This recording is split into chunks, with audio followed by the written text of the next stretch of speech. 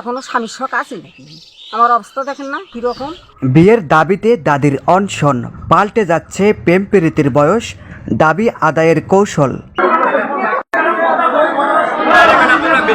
আমরা আখিরা news team এমন একটা প্রেম কাহিনীর সন্ধান পেয়েছি যেখানে প্রেমিক প্রেমিকার বয়স 50 এর ওপরে।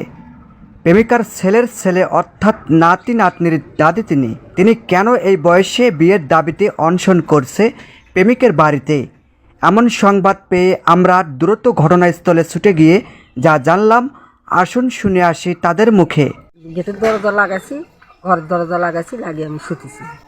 আমার বাড়ির পেছনে বাথরুম আছে, বাথরুমের ওপর দিয়ে উঠছি। এই জিল্লু আমার এক ভাতিজের কাছে অনেকদিন গেছি, তাই আগে হয়ে গেছে না, আমি ডাকিনি। কি কারণে ডাকবো আমি? আমার কি এখনো স্বামীর শখ আছে নাকি? আমার অবস্থা দেখেন না কিরকম। ঘটনাস্থল গাইবান্ধার সাদুল্লাপুরের ধাপেরহাট ইউনিয়নের নিচপাড়া গ্রাম। এই গ্রামের 50 ঊর্ধ্ব বয়স্ক বিধবা মহিলা 3 দিন যাবৎ বিয়ের দাবিতে তার সমবয়সী প্রতিবেশী প্রেমিকের বাড়িতে অনশন করছেন। আমার সাথে ধস্তাধস্তি হুড়োহুড়ি।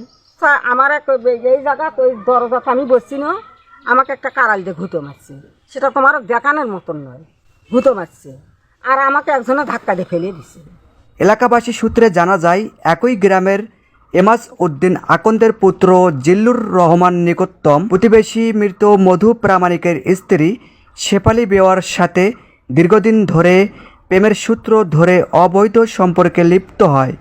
গত 3 দিন পূর্বে গভীর রাতে প্রেমিক জিল্লুর সাবেক প্রেমিকা শেফালি বেগমের বাড়ির প্রাচীর টপকিয়ে শোবার ঘরে প্রবেশ করে। আপত্তিকর কাজে লিপ্ত হলে পরিবারের লোকজন টের পেয়ে তাদেরকে হাতে নাতে ধরে ফেলে। এ সময় কৌশলে জিল্লুর রহমান পালিয়ে গেলে পরিবারের লোকজন শেফালি বেগমকে বাড়ি থেকে তাড়িয়ে দেয়। পরে নিরুপায় হয়ে শেফালি বেগম প্রেমিকের বাড়িতে গিয়ে বিয়ের দাবিতে অনশন শুরু করেন। এই ছেলেটার অনেক প্রকারের অঘটন ঘটে যাচ্ছে, আমরা মানে নিছি। কারণ এখন ছোট ছোট বাচ্চারা আছে, আমরা ছেলে পেলে নিয়ে থাকি। দ্বিতীয়বার যে এই ঘটনা ঘটাবে না এটার কোনো কিন্তু গ্যারান্টি নেই। দ্বিতীয়বার না ঘটে সুষ্ঠু বিচার আমরা ওখান থেকেই চাই। আপনাদেরকে সবাইকে বলছি, ওখানে গেছে মেয়েটা মারধর করা হয়েছে, কাছে যা বসে আছে, তারপর তাকে মারধর করা হচ্ছে। কি কিসের জন্য মারধর করা হচ্ছে? তার উপর কেন নির্যাতন? এই বিচারটাই আগে আমাদের চাওয়া কি? আমাদের চাওয়া সুষ্ঠু বিচার, আমরা এই বিচারটাই আমরা চাই। কারণ মেয়েটাকে মারা হলো কেন? বিষয়টি নিয়ে এলাকায় ব্যাপক চাঞ্চল্যের সৃষ্টি হলে হাজারো লোকের ভিড় জমে ওই বাড়িতে। পরিস্থিতি সামাল দিতে ঘটনাস্থলে ছুটে যায় পুলিশ।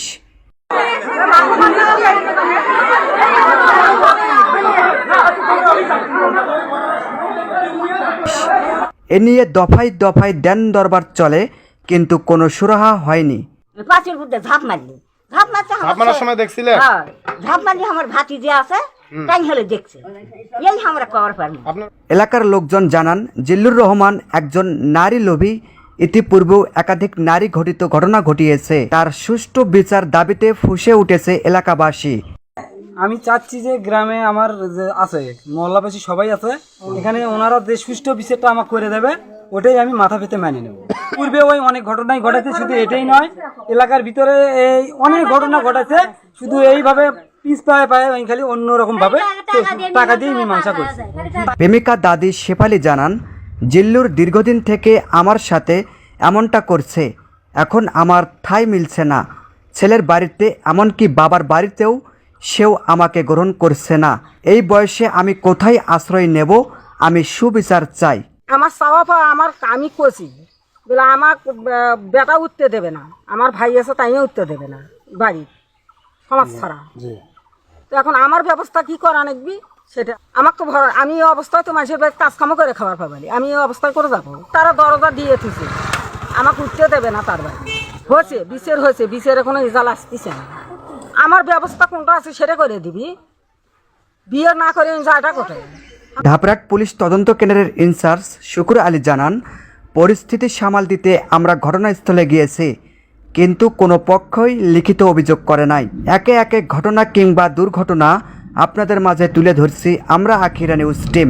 আপনার এলাকায় ঘটে যাওয়া ঘটনাগুলো তাৎক্ষণিক তুলে ধরতে আমাদের আখিরা নিউজ টিমের সাথে যোগাযোগ করবেন। আশা করি এই প্রেমিকা দাদি সুবিচার পাবেন। আমিনুল ইসলামের রিপোর্টে আমি সুলতান বিন জামাল, আখিরা নিউজ।